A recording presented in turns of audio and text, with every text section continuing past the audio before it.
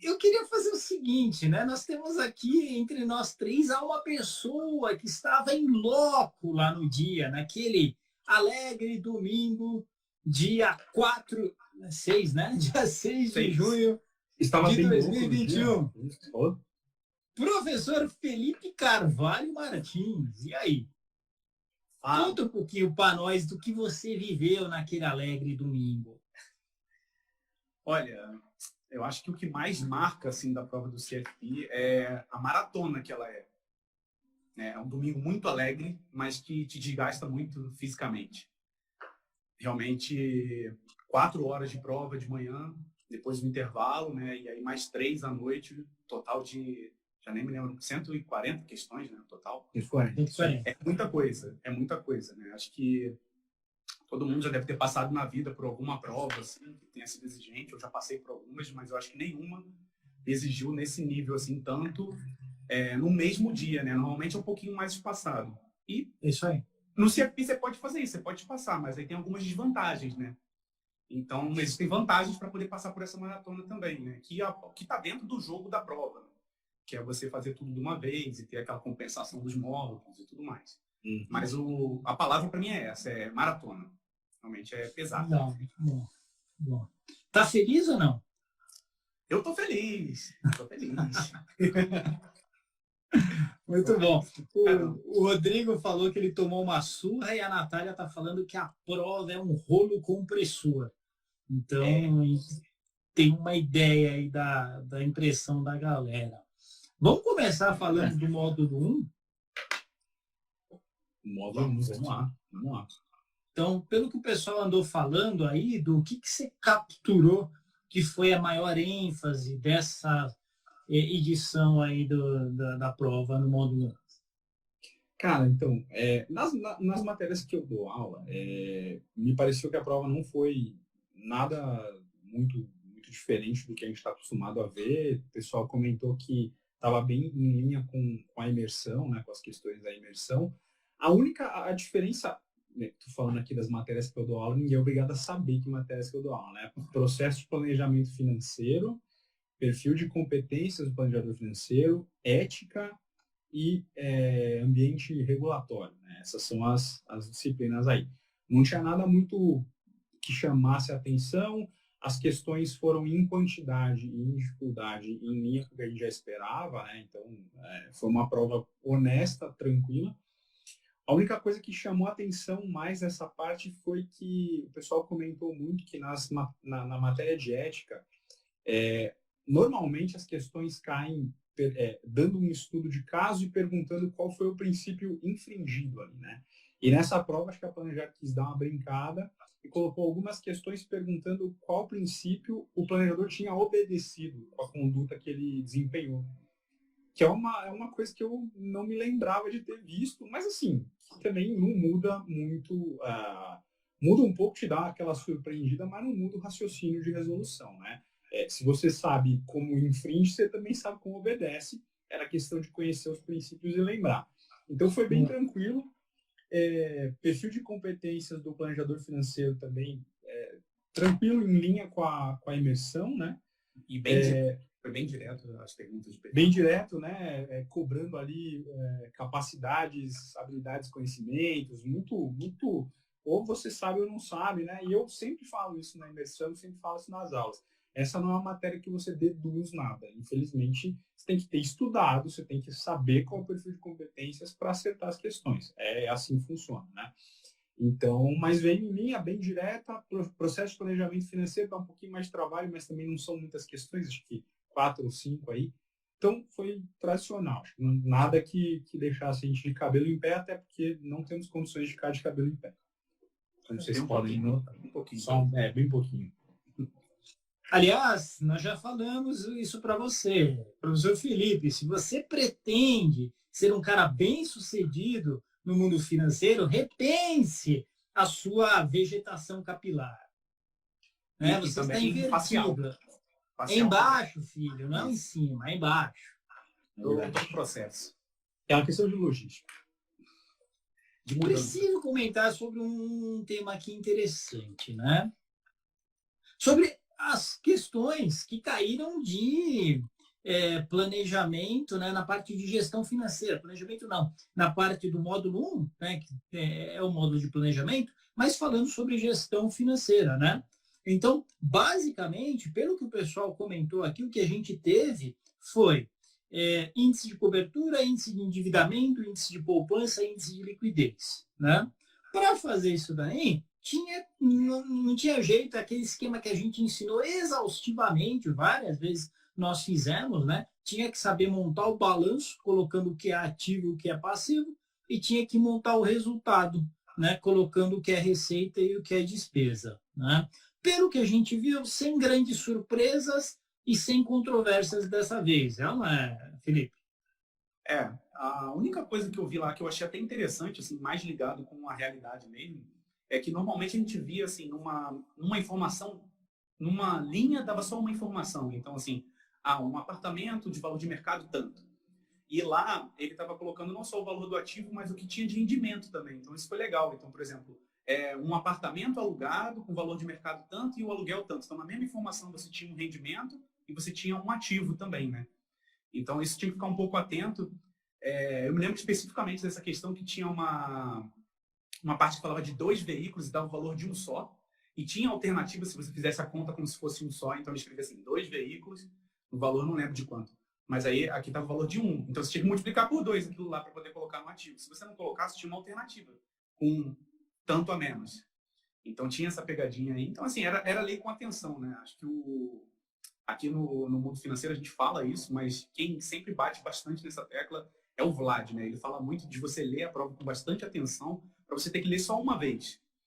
Então, é bem importante isso mesmo, até porque não tem muito tempo, né? Como é a maratona mesmo. Então, você tem que ser sniper, né? Então, viu a questão, marca o que você precisa dela, chega lá embaixo, já resolve, para caso, né, eventualmente, você consiga ter uma sobrinha no final, você consiga dar uma conferida, mas meio rápida até. Não dá para refazer a prova. Eu acho muito difícil. A pessoa tem que estar extremamente afiada para poder conseguir fazer uma vez, dar uma descansada e voltar e meio que refazer tudo. Não dá para bater o olho só e depois começar a passar para o cartão. Legal, o Rodrigo estava falando que cada veículo 100 mil, né? Então tinha que fazer, a Mordilis falou também, então tinha que fazer 2 vezes de 100 mil, era isso, né? A renda falava que era renda líquida, né? Então já era líquido de imposto, né? O Leandro está dizendo que falava sobre ações e dividendos, né? Isso. Então, não sei como é que estava colocado, mas imagino que essa parte de dividendos entrava na renda, né? Como receita, é isso? Isso. Legal. E ações eram um valor investido em ações? Era um valor investido em ações. Ativo, tranquilo, né? Não tinha muito que inventar. Pô, legal, hein? Eles deram uma variadinha, mas tudo dentro dos conceitos que a gente aprendeu, né? O que é investimento é ativo, o que é renda, dividendos, juros, tudo isso é renda, tem que entrar lá no resultado positivamente, né? Isso. Legal, muito bom. E o pessoal falou também, ainda no módulo 1, na matéria que eu dou, o pessoal falou que caiu o EBITDA, sempre cai, né, gente? Então, caiu. EBITDA tem que estudar, né? Não é difícil, né? Mas você tem que saber o conceito direitinho. Era sofisticada a questão de EBITDA, Felipe? Não, era jeito clássico lá. Receita, custo do produto vendido, despesa operacional, dava o EBIT, tinha depreciação, e aí dava o EBIT. Aí perguntava quanto é que era o EBITDA. Tinha mais coisa depois do EBIT também, né? Chegava até o lucro líquido mesmo. Tinha imposto, depois contribuição social, dava até o lucro líquido. Mas aí você pegava o EBIT, devolvia a depreciação e pronto, PT saudações. Boa, show de bola. Caiu o OC também, que a gente viu várias vezes, né? Então, tinha que colocar, você se lembra se tinha que colocar a alíquota tributária? Ele dava a alíquota tributária e não dizia se era o custo bruto ou líquido. Então, ele dava o custo de capital próprio, dava quanto que era capital de terceiros e capital próprio também, dava qual era o custo da dívida, acho que era 10,5 até, não sei se eu não consegui lembrar o número, e dava que era 25% de alíquota tributária. Mas normalmente a gente gosta de colocar mais, para não dar brecha, né? Aí, colocar, olha, o custo bruto é esse, porque aí você não dá margem. Mas assim, o cara te deu um custo da alíquota tributária, acho que já fica bem direcionado aí o que você tem que fazer, né? É. Então, se não falou nada, era custo bruto, aí tinha que calcular o líquido jogando a alíquota tributária, né? E tinha E tinha resposta uma... para os dois. Ah, Tinha resposta é para os dois. lógico que a planejaria fazer isso, né? Eles não iam dar moleza, né? E acho que um outro ponto teve uma questão de custo efetivo de transação, de SET, né? Teve sim. Legal, Não boa. lembro. Essa não teve muito floreio, foi padrão, não teve nada muito diferente. Legal, eu fico bastante feliz porque eu vejo que são os pontos que a gente enfatizou bastante nos simulados e na imersão, né? Também uma questão sobre desconto, parece que a questão sobre desconto estava um pouquinho mais elaborada, então a gente já vai fazer umas elaborações aí no próximo simulado e imersão também, acho que é legal. Mas também dava para fazer com o conceito visto no curso, né? Acho que na de desconto o que elaborou foi a questão de você fazer a transformação temporal aí da taxa, né? Acho que a taxa que ele dava, eu não lembro exatamente dessa, mas acho que a taxa que ele dava não dava para usar direto no desconto, tinha que transformar um pouquinho. E depois na volta, quando você achava, no final, a efetiva, aí tinha que voltar também, fazer uma outra transformação temporal. Tinha um vai e volta aí que dava para poder fazer. Mas Legal. realmente a gente tem que dar uma elaborada, né? Porque foi um pouquinho, teve um passo a mais ali. Eu acho que falava, por exemplo, em 45 dias corridos, né? E aí você tinha que achar o período quebrado no mensal para fazer o cálculo direitinho. Mais tranquilo. Assim. O Leandro está dizendo que a questão de SET tinha lá igualzinha na plataforma do Mundo Financeiro. Legal. O Leandro está dizendo que era 2 meses de taxa de desconto. Tá colocando aí. Boa, muito bom. Finanças comportamentais, Du, ouviu alguma coisa a respeito? O pessoal falou algo? Não, nenhuma palavra, nenhum comentário sobre isso. Foi bem direto. O que me transmite essa ideia de que foi uma prova tradicional. Não teve muita brecha, assim, os cases eu achei bem realmente direcionados, assim, não sabe, não ficava aquele que você tinha muita dúvida, não. Sim. O pessoal na imersão fica preocupado e perguntando, mas poderia ser esse viés aqui, poderia ser aquele outro.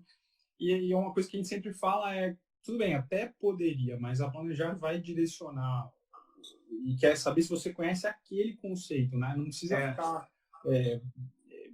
discutindo ali com o enunciado e tudo mais, vai direto. E eles não costumam confrontar dois viés ou duas heurísticas que talvez tenham alguma sobreposição, né? Porque isso aí seria até passível de recurso. Ou se eles confrontarem, uma das que poderia ser não vai estar nas alternativas. Então sempre tem uma saída, né? Não costuma ser esse beco. Então, porque quando a gente pensa na realidade é um pouco diferente, né? A prova está tentando cada vez colocar mais isso, né? Com os cases e tudo mais. Mas se você pega só a situação real e tenta ver isso como uma situação de prova, fica um pouco difícil, né? Acho que essa é a dificuldade de elaborar a prova por parte de quem está fazendo isso, porque você tem que simplificar, digamos assim, uma situação real. Então, quando você faz o contrário, você está fazendo preocupado, estudando, e tenta levar para a situação real, você pega uma questão de prova e elaborou demais. Então, é difícil, não é falar assim, não vai cair.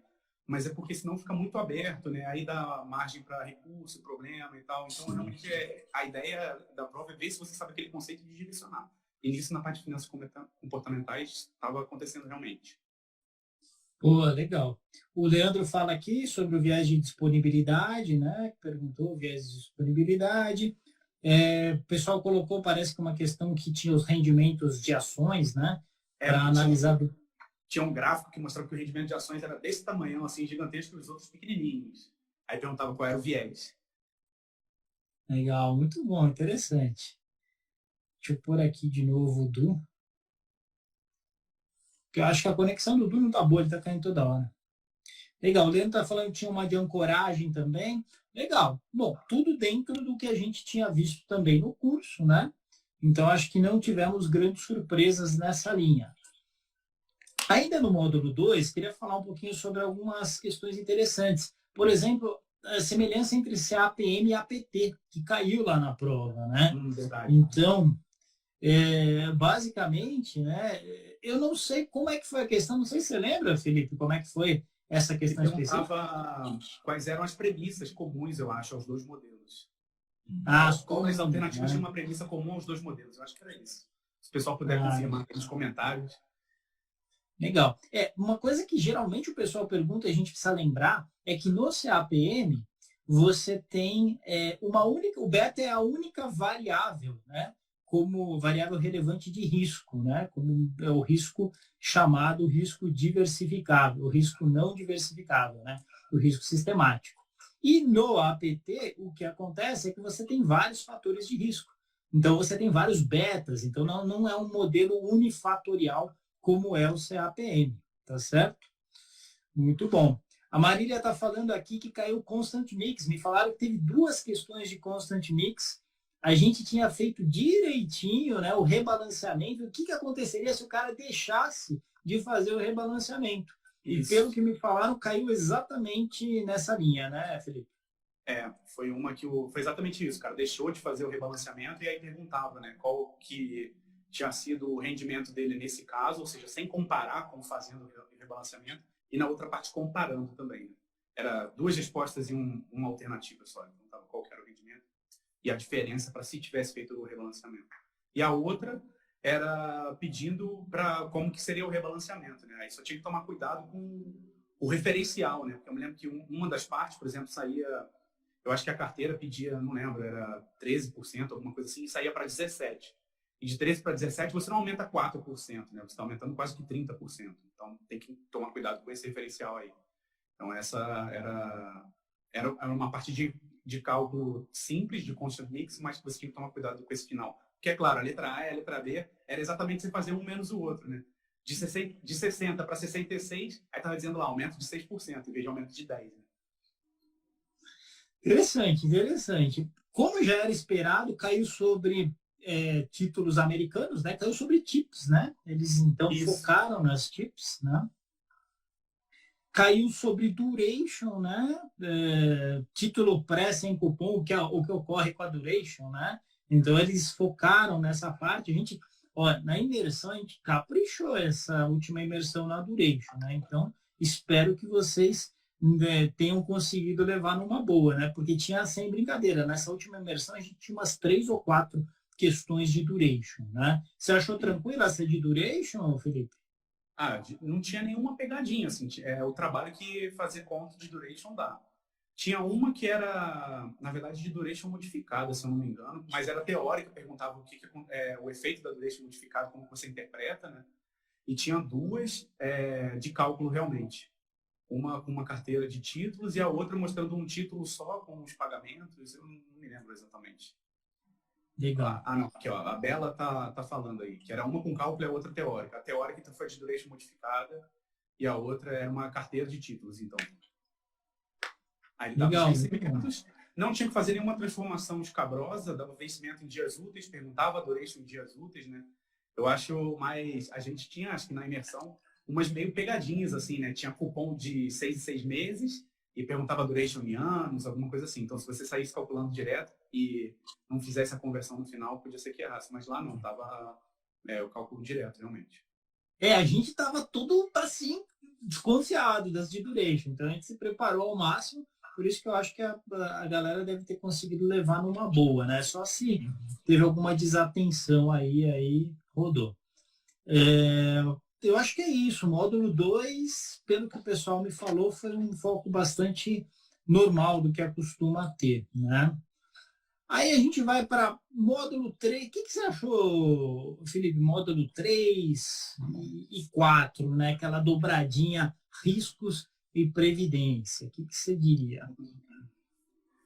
Na parte de previdência, principalmente, não que tenha sido excluído totalmente, mas cada vez focando menos no cálculo, né? Então, o cálculo a calculadora faz, ela indo mais para o case mesmo, né? Então, querendo entender ali a situação, né, de um cliente, de uma pessoa, e aí o que você recomenda fazer, dependendo do objetivo lá, do que a pessoa está querendo. Então, tá indo cada vez mais para esse lado. Teve uma de cálculo, se não me engano, mas também era bem direta e simples, assim, não teve nada demais. E essas outras é que exigiam um pouco mais, porque aí entra naquela questão da maratona, né? Porque é um anunciado grande, às vezes ele fala algumas informações que não são relevantes, então você tem que saber filtrar o que tem ali no anunciado que você precisa para responder a questão, até para não te confundir. Então, acho que ela tá indo, a prova está indo cada vez mais para essa linha, né? Menos da conta, que você tem que saber fazer, é claro, quando vai fazer uma simulação, mas que você entrando com os dados corretos numa calculadora, numa planilha, o que vai sair vai estar correto também, e indo mais para uma parte de pensar, né, que a máquina ainda não faz, quem tem que fazer é a gente, é a função do planejador. Legal, muito bom. Muito Ah, bom. o Rodrigo está falando que caiu uma de tábua atuarial em portabilidade. Eu lembro que no exame passado também caiu e no outro também. Pelo menos uma questão ali de tábua atuarial acaba caindo. Qual que é a melhor? Qual que é a mais adequada? Nessa, Rodrigo, se você lembrar aí, quiser me corrigir, mas pelo que eu me lembro, era o seguinte, o cara, ele tinha uma tábua atuarial legal, se eu não me engano era a T83, e aí ele queria fazer uma portabilidade do plano. E aí perguntava, o que ele faz se não tiver essa tábua disponível, se tiver essa tábua disponível? E ele também mudava, eu não sei se ele mudava alguma outra coisa, se ele queria só mudar a estratégia, ou se queria mudar regime de tributação também, não sei se tinha isso, mas eu me lembro que ele perguntava assim, se ele mantinha a tábua, porque já era uma vantagem muito boa para ele, e talvez só mudasse a estratégia. Olha, ele está falando que é isso mesmo. Então era isso, o cara, a ideia era essa, o cara tinha uma tábua legal, então era você ver se valia a pena só mudar a estratégia, mudar a estratégia e manter a tábua, ou manter uma estratégia ruim, mas com uma tábua legal, entendeu? E aí tinha lá o objetivo dele, se eu não me engano, era ter uma renda melhor, realmente. Então, a tábua acho que entrava como uma prioridade, né? Legal, muito bom, muito legal. E módulo, vamos falar um pouquinho de módulo 6, depois a gente vê se a gente ainda tem um tempinho para falar de módulo 5. Módulo 6, do que você viu aí que o povo falou a respeito do que caiu? Para mim, foi bastante da parte que eu achei assim, foi uma cobrança bastante de exceções. Então, se a gente levar aí que o Eduardo sempre gosta de falar, né, ameação não é herança, fazer a tatuagem no braço e tudo mais, mas tem um casinho ali que você tem que pegar uma parte que o cônjuge pode ter direito à ameação e à herança, né? E, se eu não me engano, tiveram mais de uma questão que isso entrava na parte da resolução, fazendo aquele cálculo, né, de divisão do patrimônio de alguém falecido ali na família, alguma coisa assim. Então, eu tinha que lembrar dessa regra algumas vezes, não só uma vez, e foram bastante questões dessas, né, de divisão do patrimônio. Falou um pouco também, teve uma questão de holding, com afirmativas, né, perguntando qual a afirmativa correta. Não lembro exatamente o que falava, mas tinha alguma diferenciação nas afirmativas, porque o cara tinha tanto investimentos quanto imóveis. Então, numa falava de holding patrimonial, na outra falava de holding imobiliária. Acho que é isso. Talvez eu vá lembrando mais à medida que o pessoal vai comentando aí, mas o que eu lembro é isso. Cara, o Instagram me odeia, ele fica me derrubando da live, não sei porquê. Mas fala aí do módulo 6, o que a galera relatou para você? Você sabe que também foi um módulo que o pessoal falou pouco, ainda perguntei, joguei lá no grupo, e aí, pessoal, módulo 6, assim, o pessoal falou que foi muito em linha com a imersão.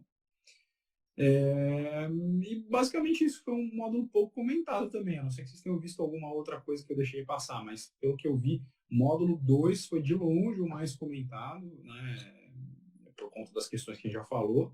Módulo 1 também, mas módulo 6 eu até fiz lá a minha pesquisa Ibope lá, mas até que a galera não comentou muita dificuldade, não.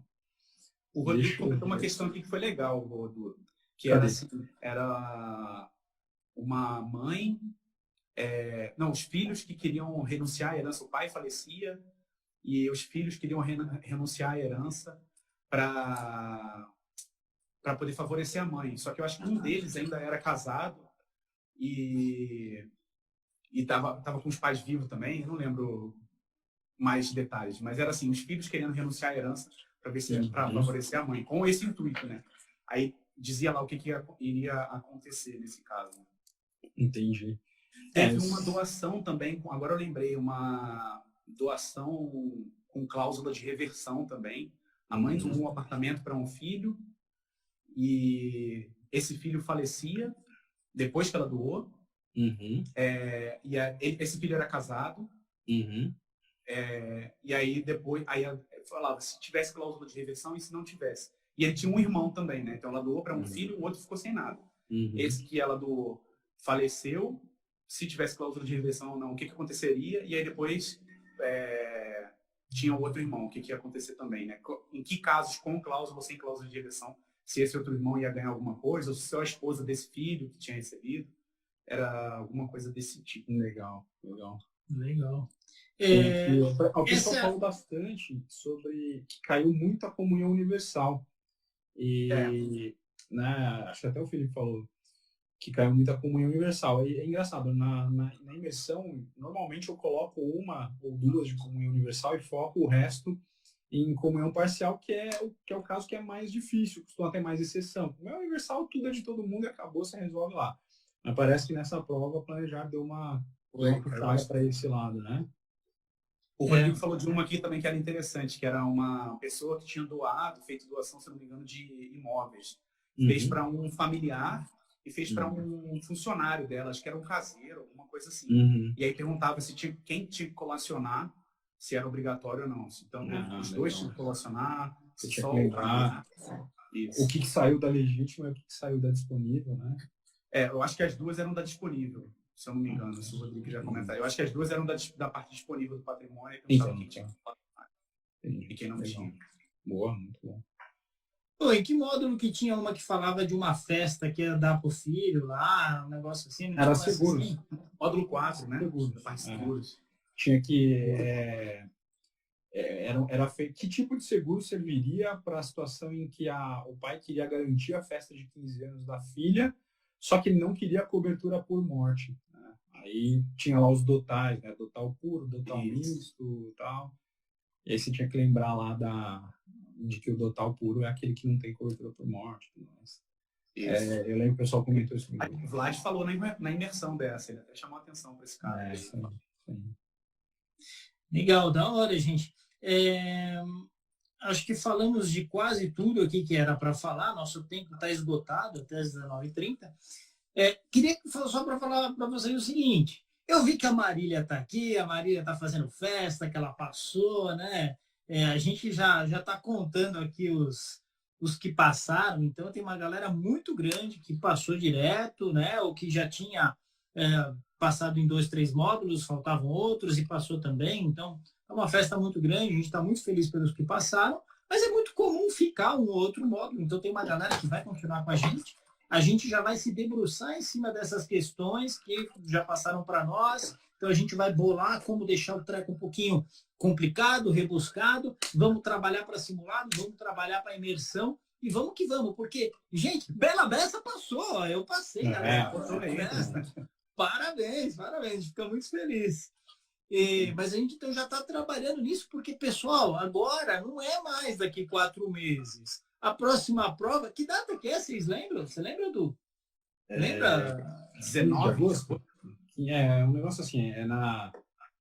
Meio de agosto. Meio de agosto, deixa eu pegar. Pô, tem 2 meses aí, galera. Então, se você já é nosso aluno, vamos que vamos. Se você não é ainda, faz a matrícula lá no Mundo Financeiro, tá? A gente está cada dia mais convencido que a gente tem o curso mais aderente ao que cai na prova e com as piadinhas infames, que é sempre legal, né? Para quem gosta de piada infame. É, né? 15/8. O Vivas está dizendo que é 15/8. Tá certo? Com certeza. Obrigado. Legal, galera. Obrigado, Du. Obrigado aí.